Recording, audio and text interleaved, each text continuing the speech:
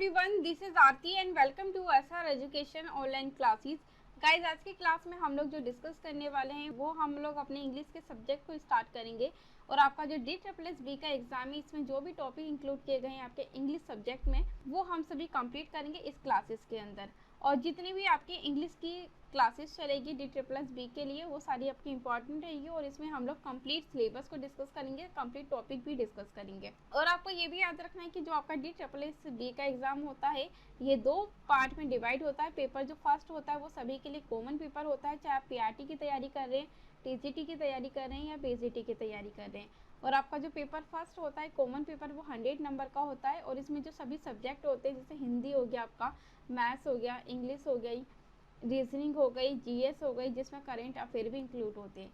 तो सभी जो सब्जेक्ट है वो 20-20 नंबर में डिवाइड होते हैं। उसी तरीके से पेपर फर्स्ट आपका 100 नंबर का होता है।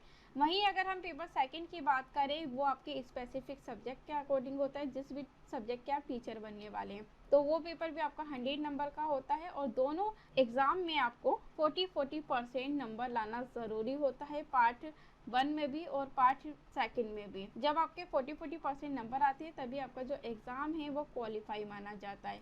और जो DSSB का एग्ज़ाम होता है, इसमें कोई भी इंटरव्यू नहीं होता, सिर्फ एक पेपर होता है। और इस पेपर में आपके नेगेटिव मार्किंग भी रहती है, तो ये भी आपको ध्यान रखना है। तो चलिए फिर हम लोग अपनी आज की क्लास को स्टार्ट करते हैं। तो गाइज, आज की क्लास में हम लोग जो डिस्कस करने वाले हैं, काफ़ी इंपॉर्टेंट टॉपिक को डिस्कस करेंगे। और आज के बाद आपको सेंटेंस में किसी भी तरीके की कोई प्रॉब्लम नहीं रहेगी। जब आपके सामने सेंटेंस को पहचानने के लिए आपको दे दिए जाएंगे ऑप्शन, तो आप उसे ईजिली फाइंड कर सकते हैं। तो हम आज जो डिस्कस करने वाले सेंटेंस स्ट्रक्चर के बारे में डिस्कस करेंगे, जिसे हम हिंदी में कहते हैं वाक्य की रचना। ये टॉपिक गाइस मैंने ऑलरेडी हिंदी में भी आपको पढ़ा रखा है, यानी कि जनरल हिंदी हो गई, जनरल इंग्लिश रहती है आपकी, वही सारे टॉपिक इंक्लूड होते हैं। कुछ घटे होते हैं, कुछ बड़े होते हैं। और दोनों ही सब्जेक्ट आपके 20-20 नंबर में डिवाइड होते हैं। टोटल 40 नंबर के आपके दोनों सब्जेक्ट होते हैं। तो ये चीज़ आपको ध्यान रखना है। तो सबसे पहले हम लोग सेंटेंस की डेफिनेशन को डिस्कस करते हैं कि सेंटेंस की डेफिनेशन क्या रहती है, हम किन शब्दों को या फिर हम कैसे पता लगाएंगे कि सेंटेंस है क्या। A sentence group of words meaningful and expression. देखो, सेंटेंस के अंदर जो भी ग्रुप ऑफ वर्ड्स होंगे वो सारे मीनिंगफुल होंगे, उसका कोई ना कोई सेंस निकलता होगा और उसका कंप्लीट अर्थ होगा। उसी को हम कहते हैं इंग्लिश में सेंटेंस, उसी को हम हिंदी में कहते हैं वाक्य। मैंने आपको यहाँ क्या बताने की कोशिश की गाइस, मैंने आपको यहाँ बताने की कोशिश की है कि जो सेंटेंस है आपके, उसमें जो भी आपके वर्ड्स यूज होंगे वाक्य में, वो उसके कंप्लीट अर्थ निकलता होगा, उसमें मीनिंगफुल होंगे सारे के सारे हमारे शब्द, और उसका कंप्लीट सेंस निकलता होगा। उसी को हम इंग्लिश में सेंटेंस कहते हैं और हिंदी में हम वाक्य कहते हैं। तो बस आपको ये याद रखना है। आगे डिस्कस करते हैं कि सेंटेंस के कितने टाइप होते हैं। सेंटेंस के जो टाइप है, टोटल 3 टाइप के हमारे सेंटेंस होते हैं। कौन कौन से? सबसे पहले आता है आपका सिंपल सेंटेंस। सिंपल सेंटेंस को हम लोग हिंदी में सरल वाक्य कहते हैं। सेकंड नंबर पे आता है कंपाउंड सेंटेंस। कंपाउंड सेंटेंस को हम लोग हिंदी में संयुक्त वाक्य कहते हैं। और थर्ड नंबर पे जो सेंटेंस का टाइप है वो है आपका कॉम्प्लेक्स सेंटेंस। कॉम्प्लेक्स सेंटेंस जिसे हम हिंदी में मिश्रित वाक्य कहते हैं। तो मैंने आपको यहाँ पे क्या बताया, मैंने आपको बताया कि जो सेंटेंस है वो 3 प्रकार के होते हैं, 3 टाइप के होते हैं। कौन कौन से? सबसे पहले आता है हमारा सिंपल सेंटेंस। सिंपल सेंटेंस को हम लोग सरल वाक्य कहते हैं हिंदी में। सेकंड जो है आपका कंपाउंड सेंटेंस। कंपाउंड सेंटेंस को हम लोग हिंदी में संयुक्त वाक्य कहते हैं। और थर्ड नंबर पे जो सेंटेंस का टाइप है वो है आपका कॉम्प्लेक्स सेंटेंस, जिसे हम हिंदी में मिश्रित वाक्य कहते हैं। तो अब हम लोग 1 बाय 1 सेंटेंस के बारे में डिस्कस करते हैं, जिससे आपको एग्जाम में फाइंड करने में अपना आंसर आसानी रहे। चलिए आगे डिस्कस करते हैं। सबसे पहले गाइस हम लोग डिस्कस करेंगे सिंपल सेंटेंस। सिंपल सेंटेंस को हम हिंदी में क्या कहते हैं? सरल वाक्य कहते हैं। क्या कहते हैं हम सिंपल सेंटेंस को हिंदी में? सरल वाक्य कहते हैं। और सिंपल सेंटेंस में आपका सब्जेक्ट और प्रेडिकेट दोनों यूज होता है, ये भी आपको ध्यान रखना है। क्या होता है सिंपल सेंटेंस में? आपके सब्जेक्ट भी आते हैं और प्रेडिकेट भी आते हैं।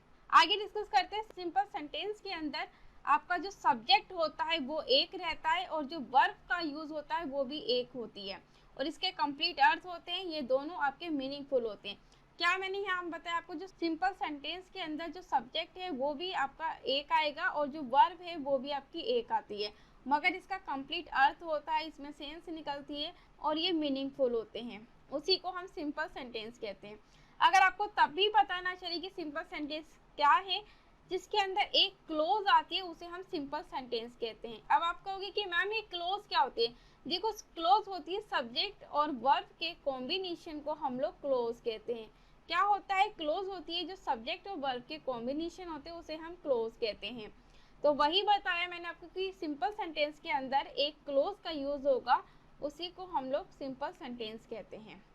आगे डिस्कस करते हैं गाइस कि सिंपल सेंटेंस किस तरीके से आते हैं। जैसे अफर्मेटिव सेंटेंस, इसके अंदर जो सिंपल सेंटेंस रहेंगे माई कैन वी सिंग, इस तरीके से आपको वाक्य दे दिए जाएंगे। सेकंड है सिंपल सेंटेंस जो है वो नेगेटिव सेंटेंस में भी यूज किए जाते हैं। My can we does not, इस तरीके से आपको वाक्य दे दिए जाएंगे। अगला है यानी कि क्वेश्चंस की फॉर्म में, जिसे हम इंट्रोगेटिव सेंटेंस कहते हैं। और जो इंट्रोगेटिव सेंटेंस होते हैं वो आपके सेंटेंस के नेचर होते हैं। इसमें जो आपको सेंटेंस दिए जाएंगे वो इस तरीके से दे दिए जाएंगे, does your can we sing. इस तरीके जो सिंपल सेंटेंस होते हैं वो आपके छोटे होते हैं और इसके अंदर आपके एक क्लोज होते हैं, ये आपको याद रखना है। उसी तरीके से सिंपल सेंटेंस का यूज है हम लोग एडवर्ब के साथ करते हैं। My can we Singh beautifully, इस तरीके से होगा। और जो सिंपल सेंटेंस है वो हम लोग डायरेक्ट ऑब्जेक्ट के साथ भी यूज करते हैं, माई कैन वी सिंग। और सिंपल सेंटेंस का यूज है हम लोग इनडायरेक्ट ऑब्जेक्ट के साथ भी करते हैं, my can we sings to me. Indirect object यानी कि जो आपके लिविंग थिंग होते हैं, लिविंग थिंग जिसे हम हिंदी में सजीव कहते हैं, जैसे चलता फिरता इंसान, सांस लेता हुआ इंसान, इन सभी के साथ हम लोग सिंपल सेंटेंस का यूज करते हैं। तो मैंने आपको यहाँ पे क्या बताया गाइस, आपको क्या क्या चीजें याद रखनी है? आपको याद रखना है कि जो सिंपल सेंटेंस है इसमें एक क्लोज होता है। क्लोज क्या होते हैं? सब्जेक्ट और वर्ब के कॉम्बिनेशन को हम लोग क्लोज कहते हैं। क्लोज का टॉपिक हम लोग जस्ट इसके बाद करेंगे अगली क्लासेस में। और क्लोज से रिलेटेड भी आपसे अक्सर क्वेश्चन पूछे जाते हैं DSSB के एग्जाम में। तो ये आपको ध्यान रखना है कि सिंपल सेंटेंस में एक क्लोज होती है। और सिंपल सेंटेंस का यूज है हम लोग एडवर्ब के साथ करते हैं, डायरेक्ट ऑब्जेक्ट के साथ करते हैं और इनडायरेक्ट ऑब्जेक्ट के साथ हम लोग सिंपल सेंटेंस का प्रयोग करते हैं। तो ये चीजें आपको यहाँ तक समझ में आई होगी। चलिए आगे डिस्कस करते हैं। सेकंड हम लोग जो सेंटेंस के टाइप को डिस्कस करेंगे वो है कंपाउंड सेंटेंस। कंपाउंड सेंटेंस को हम लोग हिंदी में संयुक्त वाक्य कहते हैं, ये चीज आपको याद रखनी है। और कंपाउंड सेंटेंस में कितने क्लोज होते हैं? हमारे दो क्लोज होते हैं। क्लोज क्या होते हैं?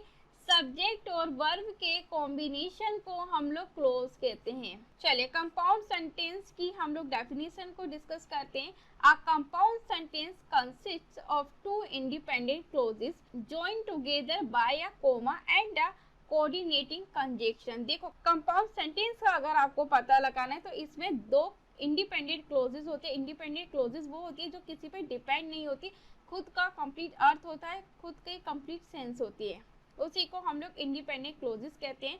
या फिर जो आपके कंपाउंड सेंटेंस के अंदर आपका जो सेंटेंस होगा, जो वाक्य होगा, उसमें कोमा होगा और वो कोऑर्डिनेटिंग कंजंक्शन के साथ जुड़े रहते हैं।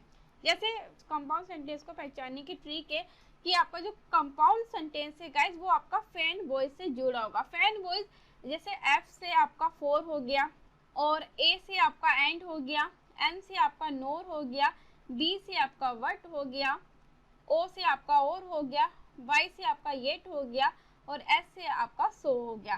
तो जो आपका कंपाउंड सेंटेंस है वो आपका फैन वॉइस से जुड़ा होगा। तो इससे भी आप पहचान कर सकते हो ट्रिक के माध्यम से कि ये आपका कंपाउंड सेंटेंस है। आगे एग्जाम्पल के द्वारा समझते हैं हम लोग। जैसे he was tired for he went to bed early। तो यहाँ पे जो आपका सेंटेंस है वो किससे जुड़ा हुआ है? फोर से जुड़ा हुआ है। अगला जो आपका सेंटेंस दिया हुआ है I cooked dinner and he washed the dishes। तो किसी ने खाना बनाया, किसी ने क्या करा? बर्तन धोए।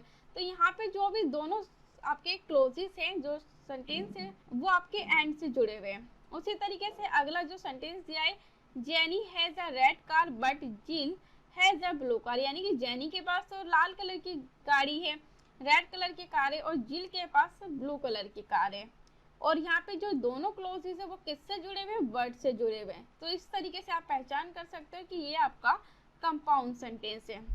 बस जब भी आपको याद ना रहे तो बस ये याद रखना है कि जो कंपाउंड सेंटेंस आपका फैन वॉइस से जुड़ा होगा। फैन वॉइस की क्या मतलब है? F से फोर, A से एंड, N से नोर, B से बट, O से और, Y से येट और S से सो। अगर आपको किसी भी सेंटेंस में इन शब्दों का प्रयोग दिखते हुए अगर नजर आता है या किसी भी वाक्य में अगर आपको ये वर्ड यूज करते हुए दिखते हैं तो आप लोग उससे आंख बंद करके टिक कर देना कि वो हमारा कंपाउंड सेंटेंस होगा। तो ये चीज आपको ध्यान रखनी है। चलिए आगे डिस्कस करते हैं। अगला जो सेंटेंस का टाइप है वो है कॉम्प्लेक्स सेंटेंस। कॉम्प्लेक्स सेंटेंस को हम लोग हिंदी में मिश्रित वाक्य कहते हैं। कॉम्प्लेक्स सेंटेंस की डेफिनेशन है a complex sentence has an independent clause and at least one independent clause. देखो कॉम्प्लेक्स सेंटेंस के अंदर जो आपकी एक तो इंडिपेंडेंट क्लोज होगी जो किसी के ऊपर डिपेंड नहीं होती, खुद का कंप्लीट अर्थ होता है। सेकंड जो क्लोज होगी आपकी फर्स्ट वाली वो आपकी डिपेंडेंट क्लोज होगी। डिपेंडेंट क्लोज क्या होती है, जो आपकी क्लोज होती है वो सेकंड के ऊपर डिपेंड होते हैं तभी उसका कंप्लीट अर्थ निकलता है। जैसे एग्जांपल आपको दिया हुआ है, एग्जांपल के थ्रू समझाती हूँ। When the cake is brown take it out the oven. यहाँ पे जो केक है वो क्या बता रखा है कि केक जब ब्राउन हो जाए तो उसे ओवन से निकाल देना है। तो यहाँ पे जो फर्स्ट आपका जो क्लोज है वो किसके ऊपर डिपेंड है, वो डिपेंड है आपके सेकंड क्लोज के ऊपर। और जो आपका जो सेकंड क्लोज है ये कौन सा क्लोज है, आपका इंडिपेंडेंट क्लोज है। इसका कंप्लीट सेंस है, कंप्लीट अर्थ है। मगर when the cake is brown ये आपका डिपेंडेंट क्लोज है। जब तक सेकंड वाला क्लोज इसमें नहीं जुड़ेगा तब तक इसका कंप्लीट अर्थ, कंप्लीट जो मीनिंग है वो नहीं रहेगी इस वाक्य की। तो ये आपको ध्यान रखना है कि कॉम्प्लेक्स सेंटेंस में एक डिपेंडेंट क्लोज होता है, दूसरा इंडिपेंडेंट क्लोज होता है। जो फर्स्ट क्लोज होती है डिपेंडेंट क्लोज वो सेकंड वाली क्लोज के ऊपर डिपेंड होती है तभी उसका कंप्लीट अर्थ, कंप्लीट उसकी मीनिंग होती है। तो ये चीज आपको ध्यान रखनी है। तो मैंने आपको यहाँ पे क्या बताया आज की क्लास में, मैंने आपको बताया कि जो सेंटेंस है वो आपके 3 प्रकार के होते हैं। कौन कौन से होते हैं, सिंपल सेंटेंस, सेकंड मैंने कंपाउंड सेंटेंस के बारे में बताया, थर्ड नंबर पे मैंने आपको कॉम्प्लेक्स सेंटेंस के बारे में बताया। सिंपल सेंटेंस को पहचानने की जो ट्रिक है आपका इसमें एक क्लोज होगा, ये आपको ध्यान रखना है। और कंपाउंड सेंटेंस में जो आपका जो सेंटेंस होगा वो फैन वॉइस से जुड़ा होगा। और थर्ड नंबर पे जो आपका कॉम्प्लेक्स सेंटेंस है इसमें 2 क्लोज होगी, एक तो डिपेंडेंट क्लोज होगी, दूसरी इंडिपेंडेंट क्लोज होगी। या फिर जो आपके कॉम्प्लेक्स सेंटेंस होते हैं वो आपके अदर वर्ड से जुड़े होते हैं। पहला जो वाक्य होता है वो दूसरे वाक्य के ऊपर डिपेंड होता है तभी उसका कंप्लीट अर्थ, कंप्लीट मीनिंग निकलती है। तो ये चीज आपको ध्यान रखना है। तो आई होप कि गाइस आपको अब आज की क्लास में सेंटेंस से रिलेटेड कोई प्रॉब्लम नहीं रहेगी आपके आने वाले एग्जाम के लिए। अगर आपको सेंटेंस फाइंड करने के लिए दे दिया जाएगा ऑप्शन में तो आप उसे इजीली फाइंड कर लोगे कि इसमें सिंपल सेंटेंस है, इसमें कंपाउंड सेंटेंस है और इसमें कॉम्प्लेक्स सेंटेंस है। तो थैंक यू सो मच आज की क्लास के लिए।